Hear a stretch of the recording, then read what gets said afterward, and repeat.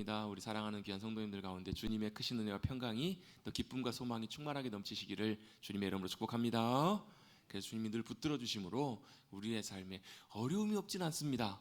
문제가 안 생기는 것은 아닙니다. 그런데 주님의 은혜와 도우심이 함께 해주시면 그 문제들을 어떻게 해요?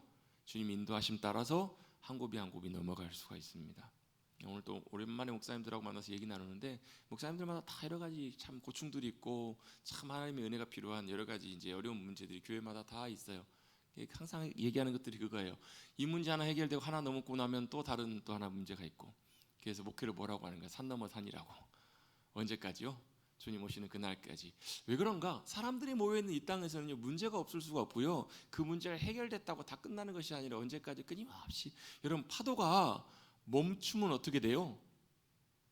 파도가 멈추면요 지구가 멈추든지 달이 멈추든지 둘 중에 하나 있을 거예요.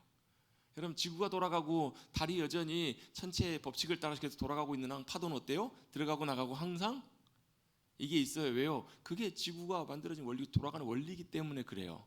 그게 멈추는 것은 어때요? 지구가 큰 이상이 있는 거예요.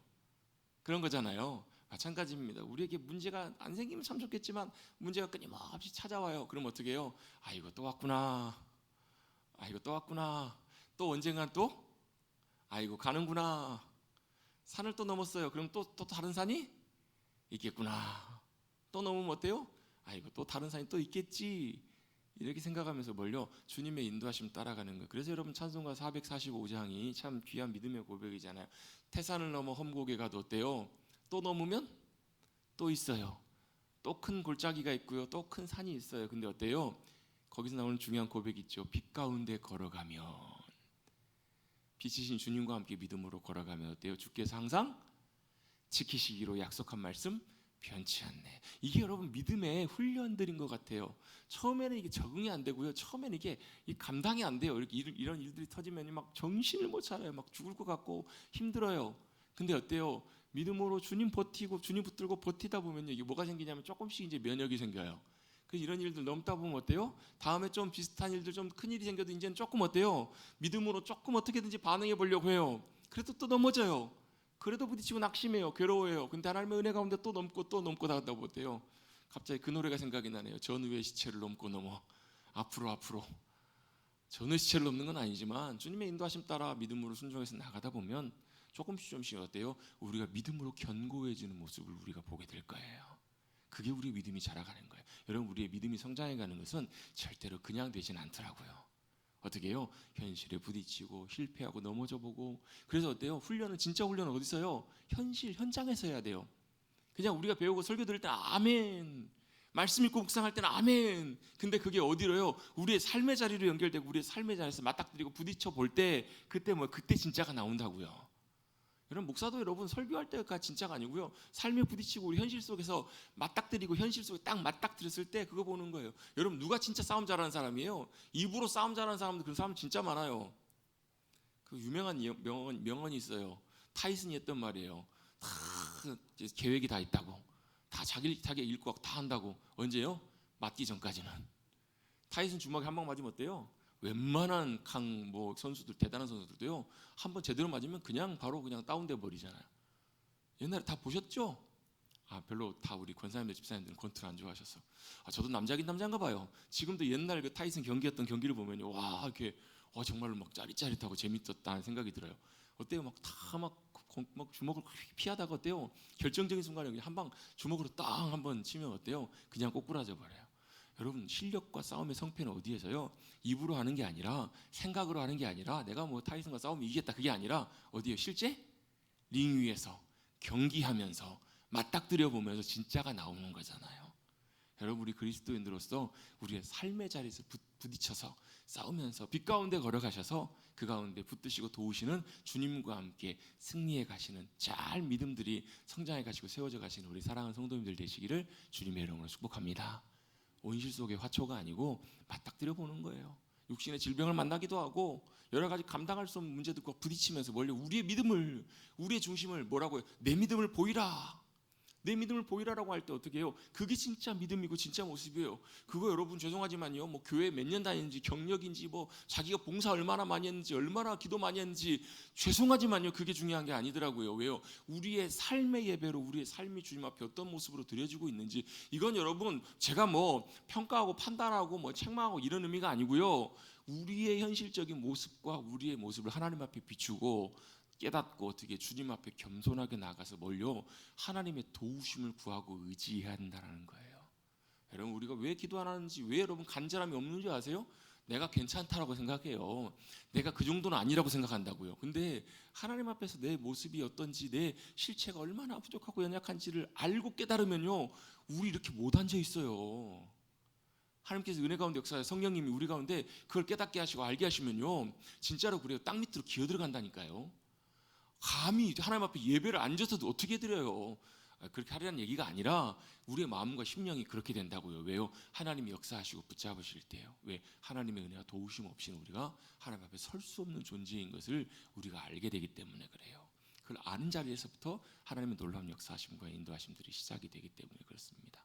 여러분, 주님의 인도하심 선하게 믿음으로 의지하셔서 태산도 주님과 함께 넘으시고 험곡도 주님과 함께 잘 이겨나가시고 사망의 음침한 골짜기도 주님과 함께 믿음으로 잘 지나가심으로 그곳에서도, 험곡에서도, 사망의 음침한 골짜기에서도, 태산 앞에서도 하늘의 영광을 맛보시고 할렐루야를 찬송하며 나가실 수 있는 믿음의 귀한 권속들 되시기를 주님의 이름으로 축복합니다.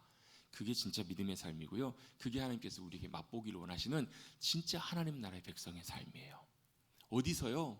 그냥 평온하고 평탄한 데서가 아니라 정말로 험악한 그곳에서 주님이 주시는 놀라운 은혜가 얼마나 감격스러운지, 승리가 얼마나 영광스러운지를 알게 돼요. 저도 이해를 못하겠어요. 이해를 못하는데요, 그런 사람도 있어요. 맨몸으로 절벽으로 오르는 사람이 있어요. 심지어 어떤 등반가들은요, 줄도 안 끼고 올라가요. 떨어지면 죽어요. 근데요, 수없이 많이 뭐 마음속으로 루트를 만들고 연습해가지고요, 그 높은 몇백 미터 되는 절벽을 맨손으로 올라가는 등반가들이 있어요. 그걸 보면 사람들은 뭐라고 해요? 미쳤다. 그런데요, 그 사람은 평생을 그걸 위해서 목표를 놓고 살면서 그걸 딱 올라갔을 때 어땠을까요? 아무도 느껴보지 못하는 그런 감격과 짜릿함들을 그는 느낄 거예요. 물론 사람의 목숨은 하나입니다. 절대로 사실 제정신으로 그런 일들을 하면은 안 되겠죠. 안 되겠죠. 사람의 목숨 갖고 그런 것들 하면 안 되잖아요. 근데 그걸 도전해서 성취한 사람만이 누릴 수 있는 그런 것들이 있는 것처럼 우리도 이 땅에서 하나님 나라의 귀한 백성으로 살아가면서 하나님 나라의 영광과 기쁨과 승리를 맛보고 누리고 살아가시는 우리 모두가 되시기를 간절히 바랍니다. 그럴 때 우리의 삶에서 뭐가요? 하나님 나라의 백성의 삶의 모습들이 나타나기 시작해요. 어떤 사람들은 그래, 뭐가 그렇게 좋아요? 뭐가 그렇게 좋아요? 그 느낌과 그 하나님 나라의 감격을 누리고 살아갈 때 그런 일들이 있다라는 거예요. 여러분, 저와 여러분 하나님께서 그런 귀한 하나님의 나라의 백성과 하나님의 귀한 자녀들로 불러주신 줄로 믿습니다. 그게 뭐예요? 구원이에요. 구원. 구원이 뭐예요? 우리 하나님께서 어떻게 해요? 세상의 권세, 죽음의 심판의 권세로부터 우리를 건져내셔서, 그래서 여러분 구원이 다르게 표현되어 있는 게 뭐라고 해요? 영접하는 자, 곧 그 이름 예수 그리스도를 믿는 자에게는 뭐가 하나님의 자녀가 되는 권세를 주셨다고요. 그게 구원이에요. 구원받았다라는 말은 뭐예요? 우리가 하나님의 자녀가 되었다. 원래는 뭐였는데요? 본질상 진노의 자식이었어요. 죽을 수밖에 없는 저주의 자녀였다고요. 그래서 여러분, 아직 주님을 알지 못하고 아직 주님을 믿지 못하는 세상 사람들, 아직은 모르는, 아직 주님을 아직 믿지 않는 사람들, 옛날엔 불신자라고 했는데 요즘 아직 미신자라고 해요. 미신자, 아직 믿지 않는 사람들, 비신자라고 불러요. 아직 믿지 않는 사람들, 그들은 뭐예요? 아직 여전히 뭐예요? 하나님과 상관없는 진노와 심판이 기다리고 있는 그런 존재들이라고요. 근데 우리는 뭐가 달라요? 우리 예수 그리스도 안에서 예수 그리스도를 믿음으로 우리는 뭐가 된 거예요? 하나님의 자녀가 되는 놀라운 특권, 권세가 우리에게 주어진 거예요. 여러분, 그것만으로도 여러분 우리에게 얼마나 큰 감격이고 감사. 그래서 여러분, 이사야 12장에 있는 말씀처럼 구원의 우물물에서 늘 구원의 감격과 은혜들을 퍼올려야 된다는 거예요. 여러분, 우리는 구원받은 사실, 우리 예수 믿는 사실을 너무 그냥 무덤덤하게 당연하게 여겨요. 내가 예수 믿었으니까 구원받았지, 뭐 천국 가겠지, 아유 감사하네, 이렇게 넘어간다고요. 사실 근데 그 사실 하나만 놓고 보더라도 그게 여러분 얼마나 큰 감격적인 선물인지 몰라요. 여러분, 진짜 귀한 선물 받아보신 적 있으세요? 정말 좋은 선물 받아보신 적 있으세요? 저는요, 성격이 그래가지고요, 그런 귀한 선물이나 이런 걸 받으면 그걸 아까워서 못 써요. 보관해 놓습니다. 근데 볼 때마다 어때요? 볼 때마다 어떻죠? 그때가 생각이 나고 참 막 그렇잖아요. 우리 옛날 얘기 한번 해봅시다. 옛날에 막 연애할 때 연애 편지들 주고받잖아요. 다 옛날 해보셨잖아요. 안 해보셨어요? 연애 편지 주고받으면 어때요? 그 연애 편지 막 잘 보관해놨다가 어때요? 나중에 다시 꺼내보면 어때요? 그때 마음이 다들 강팍하셔가지고 감정이 다 이렇게 메마르셔가지고 그때 여러분 옛날에 그때 감격들 있잖아요. 그 사랑의 애틋한 그런 감격들이 어때요? 다시금 올라오잖아요. 그게 뭐예요? 선물이 우리에게 주는 참 좋은 유익 중에 하나잖아요. 선물 그냥 그때 받고 딱 하고 아유 감사합니다 좋습니다 아이고 좋다고 딱 먹고 입 닦아버리는 그런 게 아니라 뭐예요? 그때 내게 받은 그 선물이 내게 참 감격적이고 감동스럽고 너무너무 유익하고 귀한 선물이었다라는 것을 어때요? 나중에도 그걸 생각할 때마다 바라볼 때마다 어때요? 아 그래요. 그럴 수 있다고 또 그러셔야 돼요. 왜요? 그게 놀라운 구원의 은혜이기 때문에 그래요. 그래서 여러분 구원은요 그때 주님께서 우리에게 예수님을 믿을 때 우리에게 주신 놀라운 하나님의 자녀됨의 놀라운 특권, 은혜, 선물, 그 선물의 감격이기도 하고요. 또 그것이 언제까지요? 우리가 주님 나라 갈 때까지 이 땅은 하나님 나라로 자녀로 살아가는 그 귀한 삶의 모든 영역 가운데 통하는 역사하는 것이 바로 구원이에요. 그래서 구원은요 일시적이면서 지속적인 것이 구원이에요. 조금 어려운 표현이긴 하지만 구원은 단번에 일어난 사건이기도 하면서 또한 계속해서 지속적으로 이루어지고 있는 과정이라고요. 언제까지요? 우리가 예수 그리스도를 믿음으로 죄인이지만 의롭게 됐다고 하나님이 우리를 의롭게 인정해 주셨다고. 왜? 하나님의 자녀가 됐다는 말이 그 말이에요. 하나님의 자녀가 되기 위해서는 어떻게 해요? 하나님이 어떤 분이세요? 의로우신 분이시잖아요. 죄가 없으신 완벽한 의로우신 분이세요. 근데 우리는 뭐예요? 죄인이에요. 죄가 많아요. 근데 그 문제를 어떻게 해요? 예수님이 해결해 주셨어요. 값을 치르시고 예수님 대신 갚아주신 거예요. 그래서 어떻게 해요? 예수님 덕택에 같이 한번 해보시겠습니다. 예수님 덕분에 예수님 덕택에 예수님 때문에 어떻게 해요? 그 죄의 문제가 해결되어서 우리를 하나님이 어떻게 해요? 의롭다고 인정해 주신 거예요. 의롭게 여겨주신 거예요. 그래서 뭐가요? 의로우신 하나님과 우리가 어떻게 관계가 다시 회복이 된 거예요. 그래서 하나님이 우리 아버지가 되시고 우리 하나님의 자녀가 되고 하나님이 나의 하나님이 되시고 내가 주님의 백성이 되는 그 삶이 가능하게 된 거예요. 이게 구원이라고요. 그리고 내가 구원받은 하나님의 자녀로 살아갈 때 그럼 다 끝났는 거 아니요.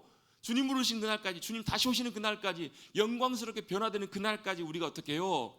우리 아버지 되시는 우리 예수 그리스도, 하나님의 아들이신 예수 그리스도 그분을 닮아가서 어떻게 우리의 삶이 계속 변화돼가고 더 닮아가는 그 삶들을 살아가는 거예요. 이게 과정 속에 있어요. 왜요? 내가 구원받은 하나님의 자녀이니까.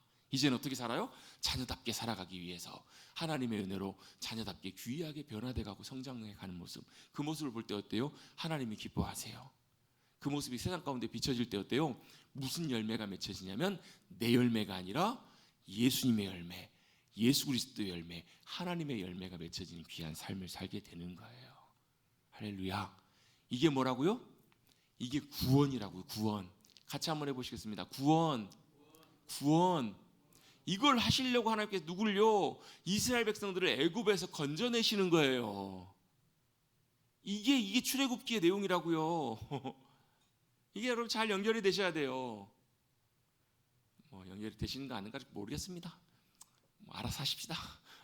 이게 출애굽기의 내용의 핵심이에요. 이게 출애굽기가 보여주는 어찌 보면 나중에 완전히 완성되게 될 이야기에 어찌 보면 처음에 모델하우스 같은 표상처럼 모형처럼 보여주는 사건이 바로 출애굽기예요. 하나님이 자 요셉을 통해서 애굽에 내려가게 하세요. 하나님의 계획이니까 왜 거기에서 어때요?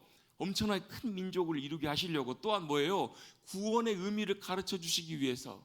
그래서 그들이 애굽에서 어때요? 종살이하며 여러 가지 노역과 고통으로 억압당하고 압제를 당해요. 어려움을 당하잖아요. 그래서 뭐가 필요해요? 그들에게 뭐가요? 구속의 은혜가 필요해요. 구원의 은혜를 통해서 자유케 하심을 힘입어야 된다고요. 여러분 세상 사람들도요 돈 많고 잘 사는 사람들은 아쉬운 게 있어요 없어요? 아쉬운 게 없어. 내가 왜 예수 믿어야 되는데요? 죽은 다음에 천국 가죠. 그건 그때 가서 할 일이고 난 모르겠어. 나는 이 땅에서 충분히 만족한다고. 건강하고 뭐 부유하고 돈 많고 아쉬울 게 없잖아요. 그렇게 얘기할 수 있죠. 얘기할 수 있을까 없을까요? 돈이 그렇게 안 많아 보셔서 잘 수천억 수조고 억만장자 백만장자예요. 그러면 여러분 아쉬울 게 없어요. 근데 뭐가요? 그렇구나. 내 영혼에 해결되지 않는 문제가 있구나. 내 영혼에 여전히 남아있는 해결되지 않는 문제, 여전히 내가 죄와 사망의 억압 가운데 있고 여전히 여러분 돈 많은 사람도 불안해하는 사람도 참 많습니다. 그래서 진시황 보시면 알잖아요. 천하 통일을 했던 진시황도 어때요? 죽음 앞에서 무기력함을 느껴요. 죽음의 문제를 해결해 보기 위해서 불로초를 찾으러 다니잖아요. 그 인생의 말미가 어때요? 뭐 썩은 생선 사이에 뒤덮여가지고 그의 시신이 운반되는 그런 여러분 비극으로 인생이 끝나요. 그게 여러분 우리의 인생이에요. 그 인생의 처지로부터 누가요? 하나님이 우리를 자유케 해주시기 위해서 구원의 역사하심으로 저와 여러분을 불러주시고 붙들어 주신 것이 바로 우리가 받은 구원이에요. 구원. 아멘. 이걸 출애굽께서 보여주시는 거예요. 애굽에서 억압당하게 하세요. 왜요? 하나님 다 보고 계세요. 알고 계시고요. 기억하고 계세요. 왜요? 야, 너희에게는 뭐가 필요하다? 내 은혜가 필요하다. 내 구속의 은혜가 필요하다. 그래서 내가 너희를 어떻게 해요? 자유하게 하리라. 그게 구원이라고. 여러분 떵떵거리면서 마음대로 살 땐 괜찮아. 아니요. 그들도 뭐가요? 죄와 사망의 권세가 그들이 여전히 붙들고 있음을 그들이 몰라서 그렇지 깨닫고 나면 알아요. 어제 어떤 목사님이 뭐 이렇게 말씀하신 내용을 잠깐 영상을 통해서 보는데요. 그 교회가 큰 교회는 아닌데 그 교회 어떤 뭐 그냥 예배만 왔다 갔다 하시는 이제 드리는 뭐 성도님이 계셨나 봐요. 부부가 있었는데 그분이 막 부자, 뭐 굉장히 돈이 많은 뭐 수백억 자산가였나 봐요. 사업을 하시는데 막 그래 아무튼 뭐 그분 차도 너무 좋아가지고 그분 차를 얻어 타고 다니시기도 하시고 뭐 때때로 어떤 경우에는 뭐 그분이 식사도 막 정말 맛있는 곳에 대접하시기도 하시고 근데 이제 뭐 그렇다고 뭐 이제 교회 어떤 일이 있을 때 뭐 헌금하시고 그런 분은 아니셨다고 얘기를 하세요. 근데 그러다가 뭐 일이 좀 잘못돼 가지고요 하나 무슨 뭐 이게 휘말려 가지고 한순간에 그 수백억 자산이 한순간에 싹 다 날아가 버린 거예요. 사기죄로 이렇게 막 얽혀가지고 결국 나중에는 그 문제 해결됐다고는 하시는데 사기죄로 얽혀갖고 막 소송하면서 이렇게 하면 돈이 싹 다 날아가고 저는 모르겠습니다. 몇백억을 가져본 적이 없어가지고 뭐 몇백만 원, 몇천만 원도 별로 가져본 일이 없어가지고요. 여러분 생각해보세요. 여러분 한 2억 정도 갖고 있는데 한순간에 그 돈 다 없어졌다. 여러분 어떠시겠어요? 너무 큰가요? 5천만 원 5천만 원 한순간에 싹 없어졌어요. 여러분 어떠시겠어요? 와 마음이 그러시겠어요. 그분이 막 차는 남아 있는데요, 막 차 기름 넣을 돈이 없어가지고 쩔쩔매고 막 그렇게 지내셨다는 거예요. 어때요, 목사님? 제가 그때 많을 때 교회 헌금 좀 하고 목사님 돈 잘 해드릴 걸 그때 지금 후회가 많이 되네요. 뭐 이런 얘기를 나중에 하시더라는 거예요. 여러분 한 순간에 여러분 그거 여러분 한 순간에 없어져 버린 거 정말 그렇잖아요. 주변에서 볼 수 있잖아요. 참 놀랍게도 근데 하나님께서 몇 년 후에 참 다시 한번 하나님께서 그 놀랍게도 다시 회복시켜 주셨다고 그 얘기를 하세요. 중요한 건 뭐예요? 우리가 몇백억 자산을 가졌던 대단한 명예를 갖고 권세를 가졌던 어때요? 우리가 해결돼야 될 문제가 해결이 돼야 돼요. 뭘요? 죄와 사망의 권세로부터 우리가 여전히 매여 있다면 우리는 뭐예요? 여전히 자유하지 않아요.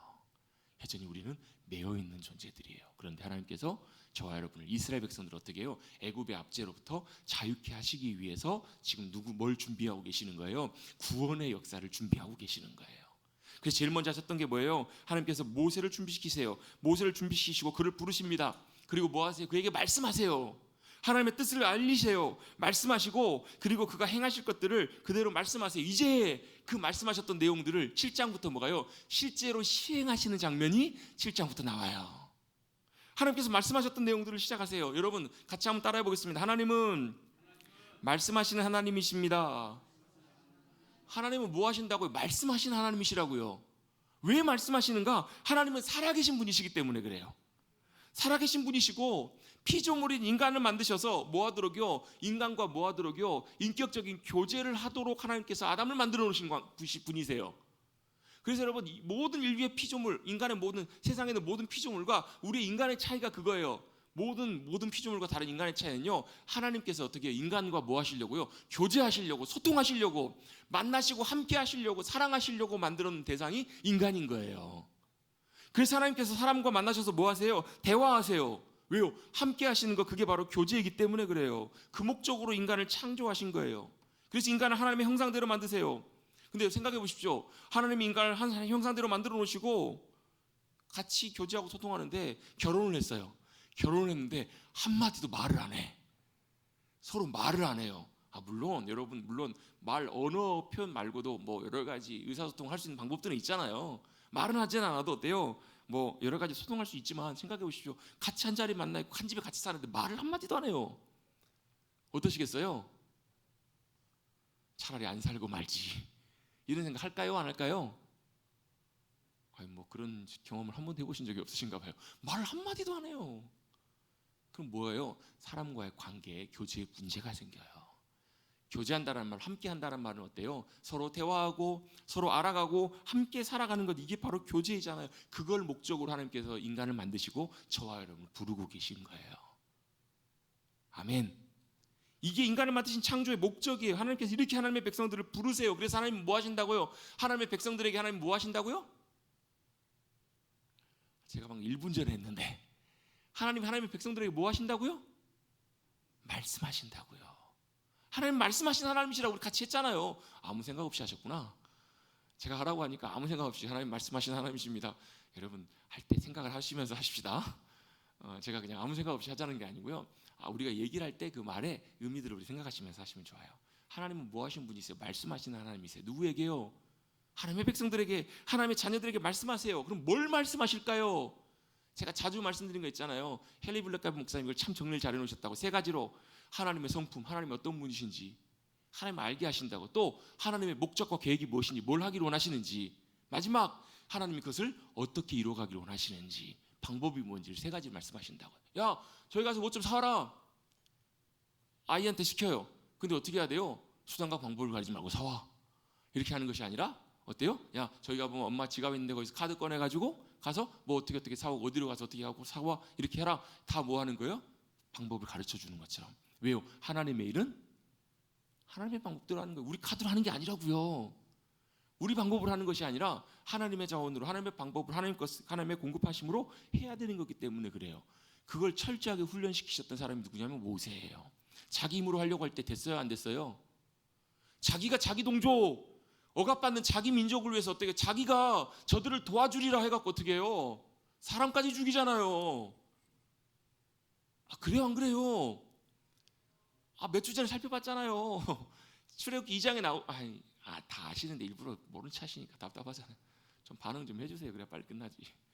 모세가 하려고 하는데 자기 힘으로 하려니까 안 되잖아요. 왜요? 하나님의 방법은 그렇게 일하시는 방법이 아니에요.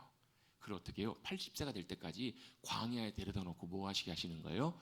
자기의 힘으로 하는 게 아니라 힘을 싹 빼시는 거예요. 하나님께서 모세를 사용하실 때 어떻게 하셨다고요? 힘을 싹 빼게 하셨다고요. 왜요? 그래야 자기의 힘으로 하지 않고 누구의 힘으로요? 함께 하시는 하나님의 능력과 권세로 그 일들을 하게 할 수 있기 때문에 그래요. 이걸 훈련시키세요. 이걸 누구에게? 다윗을 그렇게 훈련시키세요. 이걸 요셉에게 훈련시키신다고요. 이래야 하나님의 역사가 이루어지기 때문에. 하나님의 방법으로 이 3가지를 말씀하세요. 하나님이 누구신지. 그래서 여러분, 우리 하나님 앞에 믿음으로 나갈 때, 기도할 때 늘 항상 뭐 하셔야 돼요? 하나님 앞에 묻고 나에게 말씀하시는 그 음성을 기다리셔야 돼요. 하나님, 어떤 하나님으로 역사하세요? 자, 치유를 위해서 기도해요. 하나님 어떤 분이세요? 여호와 라파의 하나님. 도움이 필요해요. 뭔가 하나님의 예비하심과 준비하심이 필요해요. 하나님, 여호와 이레 하나님. 그걸 우리에게 보여주시고 경험하게 하실 때가 있다고. 그걸 말씀해 주세요. 그거 말고도 많아요. 우리 하나님이 어떤 분이신지를 알아가면 알아갈수록 우리의 믿음의 삶의 폭이 엄청나게 넓어지거든요. 또 뭘요? 하나님이 뭘 하기로 원하시는지 원하세요. 우리의 고난이 있어요. 어려움이 있어요. 그럴 때마다 항상 여러분 꼭 물어보셔야 돼요. 뭘요? 하나님 말씀해 주십시오. 뭘요? 하나님의 의도와 목적이 무엇입니까? 하나님 이 일을 통해서 우리에게 알게 하신 것이 무엇입니까? 왜 이런 일들을 주십니까? 하나님의 뜻이, 계획이 어디에 있습니까? 항상 물으셔야 돼요. 왜? 이게 하나님의 말씀하시는 중요한 2번째 하나님 말씀하심이기 때문에 그래요. 마지막으로, 그럼 어떻게 할까요, 주님? 어떻게 하길 원하세요? 자, 보십시다. 교회가 이거예요. 교회가 하나님이 주인 되시는, 주님이 기뻐하신 주님의 교회가 되기를 원하는 게 주님의 뜻이면 알았어요. 그럼 이제 어떻게 할 거예요? 야, 우리 모입시다. 회의합시다. 의견들 냅시다. 다 좋아요. 의견들도 내고 모아야 돼요. 근데 결정은 뭘로 해야 되냐면 기도하고 말씀하시는 하나님의 음성 따라 가셔야 돼요. 방법은 주님의 방법대로 가야 된다고요. 근데 거의 대다수의 교회는 어떻게 따라가요? 여기까지는 좋아요. 하나님 기뻐하신 목적을 알았어요. 근데 하나님의 방법을 듣고 기다리고 따라가는 것이 아니라 어떻게 하냐면 우리가 잘 준비해가지고 회의하고 토의하고 결론 땅땅 내려가고 뜻이 갈라졌어요. 다수결로 합시다 해갖고 갈라가요. 그게 아니고요. 뭘요? 하나님이 인도하시는 방법이 뭔가, 어떻게 하기를 원하시는가, 그걸 묻고 기다리고 따라가야 돼요. 거기서 뭐가 필요하냐면 인내가 필요합니다. 거기서 뭐가 필요하냐면요, 내 계획과 방법과 생각들을 내리고 순종하는 것들이 필요해요. 그것들을 배워가고 훈련해 가시는 것이 믿음의 훈련이에요. 개인적으로도 마찬가지고 교회적으로도 그것들이 준비가 돼야 돼요. 그렇게 되어야 주님이 기뻐하신 주님의 교회로 세워져 가게 돼요. 개인적으로도 배워가셔야 되고요, 교회적으로도 그런 것들이 필요합니다. 자, 이것이 하나님이 말씀하시는 3가지 중요한 내용들입니다. 그래서 하나님이 그것들로 말씀하시는데요, 결론입니다. 하나님이 말씀하신다라는 것은 뭘 의미하는가? 자, 하나님이 말씀하세요. 왜 말씀하세요? 그 말씀하신 바를 이루시기 위해서, 아멘, 성취하시려고 말씀하신다는 거예요. 그것을 이루신다라는 거예요. 당연히 하나님 말씀하시면 그 말씀이 절대로 사라지지도 않고 땅에 떨어지지도 않고 없어지지도 않아요. 왜요? 하나님은 하나님이시기 때문에 그래요. 하나님은 하나님이시기 때문에 말씀하신 바를 반드시 이루시고 신실하게 그 말씀들이 성취돼요. 그래서 그 하나님의 말씀을 뭐라고도 표현하냐면요, 같이 한번 해보겠습니다. 하나님의 말씀은 하나님의 언약입니다. 하나님의 약속이라고. 왜? 말씀하시면 주님이 그대로 이루시기 때문에. 여러분, 창세기 시작하자마자부터 나오잖아요. 하나님이 어때? 빛이 있으라 말씀하셨더니 어떻게 해요? 빛이 만들어지잖아요. 왜요? 주님 말씀하셨으니까. 말씀하시니까 그대로 되잖아요. 이게 하나님의 말씀의 원리예요. 제가 이걸 설명하기 위해서 여러 가지로 설명을 드리잖아요. 제 집에 가가지고 야, 리모컨 좀 갖고 와. 그러면 어때요? 요즘 말을 잘 안 들으려고 그래요. 근데 어때요? 제가 제 권한이 통하는 자리에서는 어때요? 말이 듣습니다. 자, 한번 해볼까요? 우리 성도님들한테도 해보세요. 뭐 오른쪽 들어보세요, 오른손 들어보세요 하면 다 드실걸요? 그렇지 않아요? 왜요? 제가 이곳에서는 어때요? 목사하니까. 경찰관이요, 스탑, 멈추세요 하면 어때야 돼요? 멈춰야 된다고요. 그게 뭐예요? 그게 권세예요, 권세. 근데 그 권세의 가장 완전한 완벽한 권세는요, 하나님의 권세예요. 그래서 주님 말씀하시면 그대로 되는 것이 정상이에요. 당연히 돼요. 인간이 거절하는 것, 거역하는 것이 죄악이에요. 죄예요. 그래서 여러분, 우리가 하나님 말씀하실 때 말씀에 순종하면 뭐가 같이 따라오냐면 하나님의 말씀의 권세가 우리 가운데 따라와요.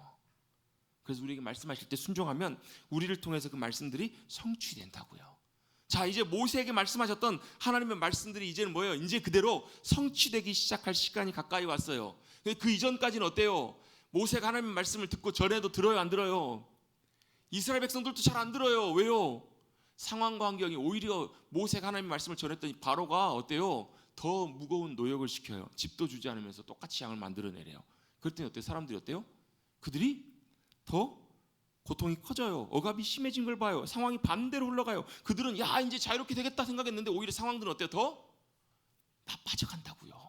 여러분, 하나님 말씀하시고 인도하시면 따라간다고 해서 여러분 모든 상황들이 일사천리로 막 만사형통 그래가지고 빨간 불이었는데 막 파란불 팍 다 바뀌고 이런 일들은 일어나지 않을 때가 훨씬 많아요. 옛날에 아주 오래전에 영화에 보면요, 그 인간인데 그 유명한 남자 배우가 나와가지고 이제 자기가 갑작스럽게 신의 권세를 받은 거예요. 그래갖고 내가 신적인 권세가 있어가지고 자기가 차가 지나가는데 차가 다 막혀. 그럼 어떻게 해요? 손가락으로 쫙 벌리면 차가 쫙 벌어져요. 자기 앞에 길이 딱 벌어지도록. 아, 사랑하는 연인한테 사랑을 고백하려고 하는데 어때요? 달을 따다 주고 싶어가지고 달을 잡아당기니까 달이 와요, 가까이. 이런 일들은 일어나지 않아요. 뭐예요? 하나님의 권세가. 막 그런 일들이 일어날 거라고 이스라엘 백성들이 생각했을지도 모르겠어요. 근데 실제로는 그렇지 않아요. 어때요? 상황은 오히려 더 안 좋아져요. 나빠져요. 그들이 어때요? 그 당한 상황 때문에, 그 어려움 때문에 마음이 상했다고. 우리 기억나시죠? 마음이 상했다고. 그리고 또 가혹한 노역으로 인해서 모세 말도 안 들어요. 그리고 또 모세를 통해서 말씀하신 하나님의 말씀도 듣지 않는다는 거예요. 안 들린다라는 거예요. 여러분, 이 말씀들, 이 내용들을 여러분 우리 유심히 잘 기억하셔야 돼요. 왜요? 우리도 그럴 때가 있어요. 우리도 마음 상하고요, 상황이 좋지 않으면, 우리 뜻대로 안 되면 어때요? 마음이 탁 틀어져 버리면 우리에게 하나님께서 말씀하셔도 우리 안 들려요. 못 들을 경우가 많다고요. 오히려 그럴 때 겸손하게 하나님의 음성에 말씀하심 앞에 귀를 기울여야 돼요. 우린 그 상황이 닥치면 어때요? 상황이 나빠지면, 환경이 좋지 않으면 낙심해요. 불평합니다. 마음이 상해요. 그럴수록 더 안 들려요. 더 하나님의 말씀하심을 우리가 깨닫지 못하고 분별치 못하는 경우들이 훨씬 더 많다라는 거예요. 하나님께서는 여러분, 우리가 하나님의 사랑의 손길로 우리를 더 빚어가시고 만들어가길 원하세요. 어떤 분들, 그런 분들 계세요. 모든 상황들이 참 평안해요. 가정도 평안하고 다 좋아요. 어려움이 없어요. 근데 누구는 봤더니 같이 예수 믿고 같이 신앙생활하는데 막 뭐 몸도 아프고 막 사업도 망하고 일도 생기고 여러 가지 문제들이 가득해요. 우리 그분이 속으로 생각한다는 거예요. 아이고, 하나님 믿으려면 잘 믿지. 뭘 저렇게 잘못해갖고 하나님께서 저렇게 벌을 받나 하면서 혀를 차면서 어때요? 자기가 잘하는 것처럼. 근데요, 그거 아세요? 반대인 거? 내 삶이 평온하고 아무 일 없을 때는요, 오히려 하나님께서 혹여라도 내가 하는 길 떠나지 않는 거 확인해 보셔야 돼요. 오히려 하나님 사랑하는 자는 어떻게 하시냐면요, 더 빚으시고 다뤄가시고 훈련해 가세요. 우리가 아무 일 안 생기고 그거 좋지요. 뭐 진짜 그게 하나님께서 주신 은혜와 복이라면 상관없어요. 근데 대다수는요, 하나님이 그냥 내버려 두신 경우도 많아요. 하나님 나를 다루시지 않는 거예요. 왜? 하나님 사랑하신 자는 어떻게 해요? 더 강하게 훈련시키시고 연단시켜 가세요. 우리 영혼 속에 얼마나 많은 부분들이 여러분 하나님의 다루심과 훈련 가운데 변화가 되는 줄 아세요, 여러분? 얼마나 많이 바뀌어야 되는 줄 아세요? 여러분 목사인 저만 해도 여러분 얼마나 많은지 몰라요. 그 하나님께 사랑하신 자는 어떻게 해요? 그걸 깨트리시고 주님이 비적하신다고요. 그럼 어때요? 우리는 아이고 죽겠네, 아이고 힘드네 이런다고요. 근데 그 의미를 아셔야 돼요. 하나님의 의도를 아셔야 된다고요. 하나님 사랑하는 자를요 더 비적하세요. 더 정결하게, 더 주님 기뻐하시는 모습으로. 그래서 우리는 그렇게 오해하지 않았으면 좋겠어요. 하나님이 내가 평탄하니까 하나님께서 나를 복을 주시고 저 사람 뭘 잘못해가지고 벌을 받는다. 뭐 물론 그런 경우도 있을 수 있습니다. 그런데요 거의 대다수는 하나님께서 그렇게 우리를 빚어가시고 만들어가시기 때문에 그래요. 상황이 안 좋다고 해서, 상황이 더 안 좋아진다고 해서 상황 따라 반응하지 마시고, 안 좋은 일이 생겼을 때도 어떻게 해요? 하나님의 마음과 하나님의 의도들, 하나님의 음성에 잘 귀를 기우셔서 상황에 휩쓸리지 마시고 하나님의 음성을 잘 듣고 잘 순종하며 따라가실 수 있는 우리 사랑하는 성도님들 되시기를 주님의 이름으로 축복합니다. 왜요? 하나님이 다뤄가시고 주님의 계획을 이루어가시는 과정이기 때문에 그래요. 그들은 그렇게 원망하고 불평합니다. 모세가 와가지고 하나님 앞에 막 싫은 소리 합니다. 하나님 보낼 만한 사람을 보내시지 나는 입이 둔합니다. 하나님 앞에 막 이렇게 원망할 때 하나님께서 다시금 모세에게 말씀하세요. 나오라고 하십니다. 이렇게 얘기하십니다. 하나님께서 어떻게 해요? 7장 1절입니다. 여호와께서 모세에게 이르시되 뭐라고 말씀하세요? 볼지어다 내가 너를 바로에게 뭐같이 하시겠다고요? 신같이 하리라. 이렇게 신같이 되게 하였은즉 그 내 형 아론은 대언자처럼 하나님께서 그렇게 보이게 하시겠다라는 거예요. 신과 같이 하게 하겠다. 네, 그리고 아론은 대언자가 되게 하겠다. 이래서면 내가 전하는 말을 바로에게 전해라. 그런데 바로의 마음이 어떻게 해요? 완악하게 되어서 내가 하나님께서 표징과 이적을 그 땅 가운데 애굽 땅에 많이 행하실 거라고. 이유가 뭐예요? 이유가 뭐죠? 그때까지 하나님의 백성들인 이스라엘을 억압하고 괴롭힌 것에 대해서 하나님이 징계하시고 심판하실 거라는 것. 그리고 그 무엇보다도 그렇게 하시는 이유가 나옵니다. 3절에 보시면 완악하게, 바로의 마음을 완악하게 하나님께서 하실 거라고요. 그래서 표적과 이적을 애굽 땅에서 많이 행하실 거라고. 그게 뭐예요? 10가지 재앙이잖아요. 그렇게 하나님께서 나타나시면서 그걸 통해서 뭘요? 4절 5절입니다. 바로가 너의 말을 듣지 아니할 터인즉 내가 내 손을 애굽에 뻗치실 거라고요. 누구의 손이요? 하나님의 손이 애굽 가운데 뻗쳐지셔서 큰 심판을 내리실 거라고요. 왜 그 심판을 내리시는가? 그 억압받는 그 이스라엘이 누구라는 거예요? 하나님의 군대이고 하나님의 백성이기 때문에 그렇다는 거예요. 여러분 우리 하나님을 부를 때 만군의 여호와 하나님 말 많이 들어보셨죠? 시편에 많이 나오죠. 만군의 여호와 하나님이 이 표현하고 같은 표현이에요. 그 만군이 누구예요? 군대. 그 군대가 하나님의 군대. 여러분 저와 여러분은 영적인 이스라엘로 하나님의 군대로 부름받은 줄로 믿습니다. 그리고 그 주님이 뭐가 돼? 우리의 대장이 되신다고요. 그래서 만군의 여호와 하나님, 그 만군, 하나님의 군대는 어떤 군대예요? 세상에 하나님을 높아져서 대적한 모든 운세들을 영적으로 깨트리고 패배시키고 하나님의 놀라운 영광 가운데 승리를 선포하고 이뤄갈 하나님의 군대들이에요. 이해가 되시죠? 이게 우리 정체성이라고요. 또 뭐예요? 하나님의 백성이라고요. 누가요? 이스라엘이 하나님의 소유가 되었다고요. 그들이 내 장자, 내 아들들, 내 소유이기 때문에 그들을 어떻게 해요? 대적하고 괴롭혔던 그들을 심판하실 것이고, 그리고 뭘 하실 거냐면 그들을 어떻게 해요? 이스라엘 백성들을 그 땅에서 인도하여 내시면서, 우리 5절은 같이 한번 읽어보시겠습니다. 5절 한번 읽어봅니다. 시작. 내가 내 손을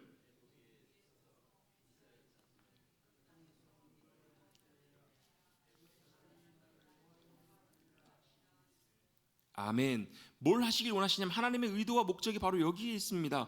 하나님이 누구이신지 애굽 사람들에게 하나님이 여호와 하나님이심을 알게 하시기 위해서 이러한 역사들을 나타내시겠다라는 거예요. 그래서 애굽의 바로의 마음이 어때요? 완악해져요. 바로가 보내주려고 하다가 갑자기 마음을 바꿔요. 하나님 뭐 하시는 거예요? 벌하시는 거예요. 하나님이 어떤 분이신지를 완벽하게 보이시려고. 제가 이제 누누이 몇 번씩 나눴던 것처럼 애굽의 10가지 재앙은 이따가 이제 피 재앙도 나오지만, 나일강이 피로 변한 재앙도 나오지만요, 10가지 재앙을 내렸던 모든 것들은 애굽 사람들이 신처럼 신적인 대상으로 여겼던 것들이에요. 그거 하나하나를 하나님께서 뭐 하시는 거예요? 다 밟아버리시는 거예요. 다 깨트려 버리시는 거예요. 깨트리시고 참 하나님은 누구시라고요? 여호와 하나님이 참 하나님이시라는 것을 세상 가운데, 애굽 가운데 나타내기를 원하신다라는 거예요. 이게 하나님의 의도와 목적이에요. 그래서 우리의 구원의 놀라운 영광 가운데서는요, 우리를 통해서 하나님이 뭐가요? 여호와가 하나님이심을, 하나님이 하나님이심을 드러내 보이시겠다라는 거예요. 먼저는 누구에게요? 모세를 통해서. 모세가 하나님의 뭘요? 대언자로. 모세가 하나님의 뭐예요? 대신 하나님의 대리인으로 하나님을 나타내라. 그래서 내가 애굽 바로왕 앞에 신처럼 되게 하리라 라고 이렇게 말씀을 하신 의미가 바로 여기 있다라는 거예요. 하나님이 어떤 분이신지를 권능으로 나타내실 때 그렇게 모세를 통해서 그 일들을 이루어 가실 것이다. 이게 바로 하나님이 말씀하시는 말씀의 의도입니다. 그래서 가서 뭐래요? 아론의 지팡이를 던져요. 뱀이 됩니다. 그랬더니 애굽의 술사들도 되게 똑같이 하네요. 이거 뭐 어쩌면 뜨끔했을지도 모르겠어요. 이게 뭐지? 다 하네? 근데 어때요? 아론의 그 지팡이, 그 뱀이 나머지 그 애굽 술사들의 지팡이를 다 잡아먹어 버리잖아요. 이게 뭐라는 거예요? 그가 아무것도 아니라는 거예요. 싹 잡아먹어 버립니다. 그래도 전혀 바로가 어때요? 마음이 완악해서 듣지 않자 하나님께서 이제 본격적으로 뭘 시작하세요? 하나님의 계획을 시작하십니다. 하나님의 놀라운 구원의 역사를 이제 시작하시는 내용이 14절부터 나옵니다. 이 내용은 여러분 우리 잘 아는 내용이죠. 어떤 재앙이에요? 모세를 명하셔서 지팡이로 나일 강물을 피로 만들 것을 말씀을 하십니다. 그들이 안 들을 텐데 이것들을 통해서 뭘요? 17절입니다. 여호와가 이같이 이르노니 내가 이로 말미암아 나를 여호와인 줄 알리라. 볼지어다 내가 지팡이로 나일 강을 치면 그것이 피로 변하게 될 것이다. 이제 본격적으로 하나님께서 하나님 되심을 나타내시면서 역사하시는 내용들이 등장하게 됩니다. 자, 17절에 그렇게 선포하게 하시는데요. 자, 이 나일강이 어떤 강이냐면 애굽의 그러니까 이집트의 물줄기와 젖줄기와 같은 그런 귀한 강입니다. 그래서 그 당시에 고대에는요 강 주변으로 옛날에 4대 문명이라고 하잖아요. 이집트 문명, 그 다음에 유브라테스, 티그리스 유브라테스 문명, 그 다음에 인도의 겐지스인가요? 어딘가요? 겐지스 강 문명, 그 다음에 중국의 황하 문명, 이렇게 4대 문명이라고 하잖아요. 왜요? 그 강줄기를 통해서 뭐가 비옥한 땅이 만들어지고 거기에서 풍요로움과 풍성함이 거기서 형성되기 때문에 거기 사람들이 많이 모이고 문명이 발달하게 된 거예요. 그러면 그 사람들 입장에서 그 강은 뭐예요? 우리에게 풍요를 가져다주는 그러한 대상, 그런 존재로 그 강들이 여겨지게 되는 거예요. 풍요와 생명을 가져다주는 생명의 젖줄기, 그게 어디예요? 바로 이집트의 애굽의 나일강이에요. 근데 그 나일강 물이 뭐가 돼버린 거예요? 피가 돼버린 거예요. 악취가 나요. 물고기들이 죽어나가요. 생명의 젖줄기가 뭐가 된 거예요? 죽음의 강물로 변화돼 버린 거예요. 그들에게 생명과 풍요로움을 가져다 줬던 그 강줄기가 하나님이 말씀하신 대로 모세가 지팡이를 그 나일강을 향해서 쳤더니 어때요? 죽음의 땅으로 변화돼 버린 거예요.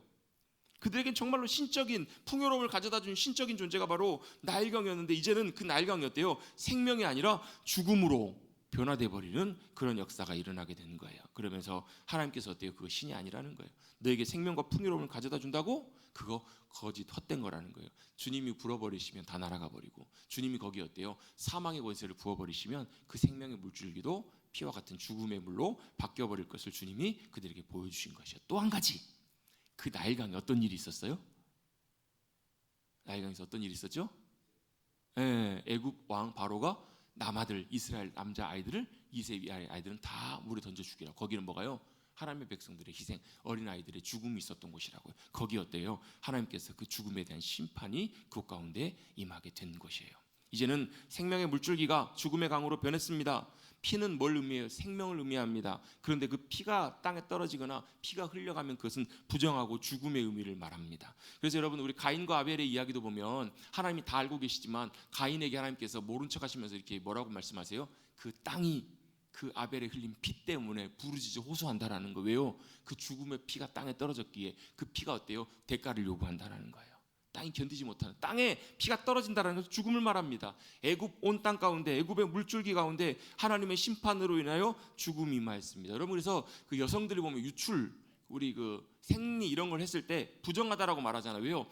피가 유출이 되는 거, 피가 따라 나온 것은 뭐예요? 죽음을 의미하는 것이고 그것이 동시에 부정을 의미하기 때문에. 왜? 하나님은 생명의 하나님이세요.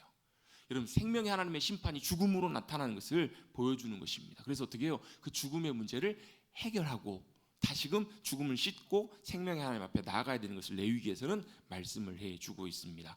나일강은 부정한 강, 죽음의 강이 되었습니다. 생명의 근원이 아니라 죽음의 악취의 근원이 되고 말았습니다. 여러분, 생명의 근원은 참된 하나님 한 분밖에 안 계신 줄로 믿습니다. 하나님이 애굽 사람들에게 그걸 보여주시고 가르쳐 주십니다. 그렇게 물이 피로 변하게 하셨습니다. 그런데 어떤가? 하나님의 표징과 일에는 관심도 가지지 않고 아니합니다. 하나님의 말씀에 마음도 두지 않습니다. 23절 말씀해 보시면요, 바로가 돌이켜 궁으로 들어가고 그 일에 뭣도요? 관심도 가지지 않았다라는 거, 신경도 안 썼다라는 거예요. 하나님 말씀 앞에도 신경도 안 써요. 그래서 어때요? 10가지 재앙들이 앞으로 계속 이어지잖아요. 근데 여러분, 이 말씀을 통해서도 우리가 하나 생각해 볼 수 있는 것이 있습니다. 우리도 하나님 말씀하셨을 때 신경도 안 쓰고 마음도 안 쓸 수도 있어요. 그래서는 되지는 않는다라는 거예요. 잘 우리가 깨닫고 늘 깨닫고 돌이키는 겸손하고 지혜로운 마음이 저와 여러분 우리 모두 가운데 필요할 줄로 믿습니다. 하나님이 진정한 생명의 하나님이심을, 놀라운 구원을 이루시는 주님이심을 믿고 붙들고 의지하며 나가시는 우리 모두가 되시기를 간절히 주님의 이름으로 축원합니다. 축원합니다. 그래서 하나님 말씀이 우리의 삶 속에 놀랍게 성취되는 귀한 은혜를 힘입으시는 우리 모두가 되시기를 다시 한번 주님의 이름으로 축복합니다. 우리 함께 찬송